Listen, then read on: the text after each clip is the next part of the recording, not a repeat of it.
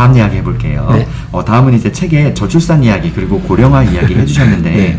우리나라 현재 출산 문제 뭐 다들 아실 거예요. 너무 많이들 들어보셨고 뉴스에서도 많이 이야기하고 있는데 제일 저출산에 이제 제일 가는 고령화 국가라고 하더라고요. 네. 투자 이 리스크에서도 엄청난 악재고 투자뿐만 아니라 투자를 안 하더라도 우리 그냥 국민들이 살아가는데도 엄청난 악재가 된다고 하더라고요. 맞습니다. 네, 어떻게 예상되고 어떻게 의견을 갖고 계신지 이야기 한번 부탁드립니다.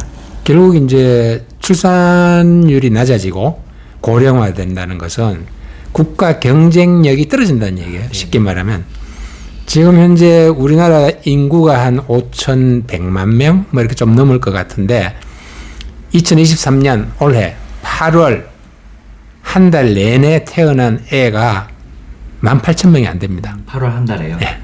17,000 몇백 명이거든요.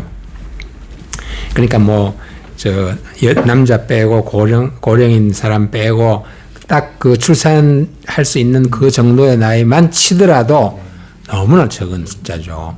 근데 이렇게 이게 벌써 3년 4개월, 3년 6개월째 계속 감소거든요. 계속 감소.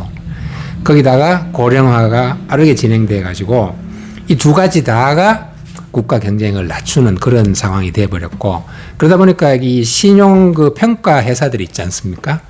뭐 스탠다드 앤 푸어스 같은 그런 신용 평가 회사들이 보통 국가 신용을 이제 평가를 할 때 예전 같으면은 고령화 그러면은 그냥 중장기적으로 그냥 참고할 사항 이런 식으로 이제 간주를 했었는데 지금은 굉장히 핵심 요소로 봅니다. 경쟁력의 핵심 요소.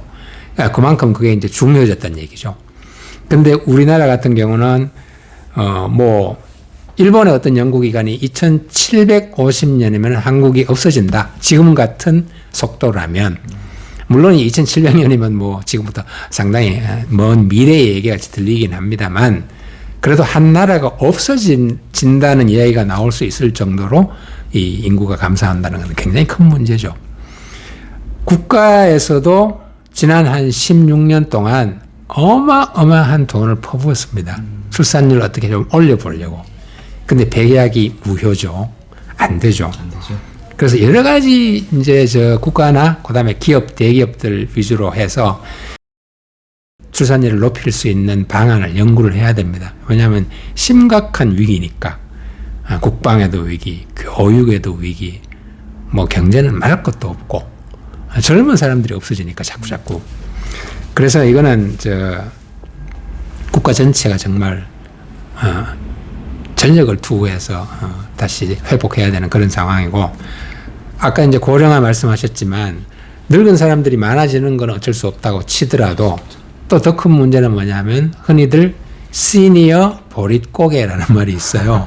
가슴 아픈 얘기네요. 네네. 돌이 없어요. 가난해. 늙는 것도 원통한데 가난해. 그렇다고 일자리가 있습니까? 마음대로 생기지도 않죠. 이게 또 이제 큰 문제입니다. 그래서 사회보장 뭐 이런 문제. 그래서 이 모든 것들을 이거는 뭐 어느 누구도 손댈 수 없이 정부가 정책적으로 이루어내야 할 그런 상황이죠.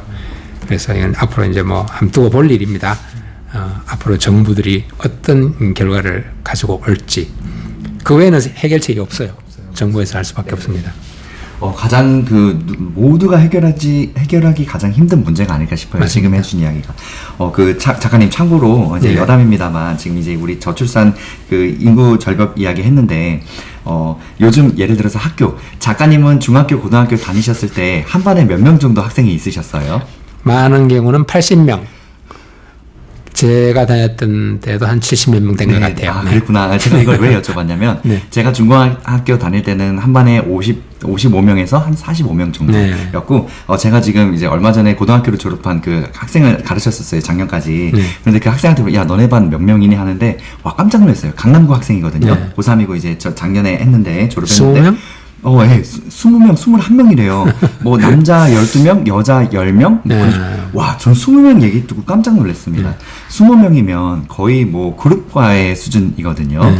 그래서 제가 혹시 생각나서 여쭤봤는데, 한 반에 80명 정도였다고. 맞습니다. 이런 거 생각하면 진짜 지금 인구 절벽 문제가 맞습니다. 예. 서울에 있는 도봉구나 이런 그 고등학교들도 요즘 폐교한다고, 서울인데도 네. 이렇게 폐교를 하는 학교들이 나온다고 하더라고요. 중요한 거는 이런 것들은, 이런 문제들은 우리가 쉽게 해결할 수 없는 문제라는 거. 그렇죠. 국가적으로 나서야 하는데 참 쉽지 않은 일인 것 같습니다. 맞습니다.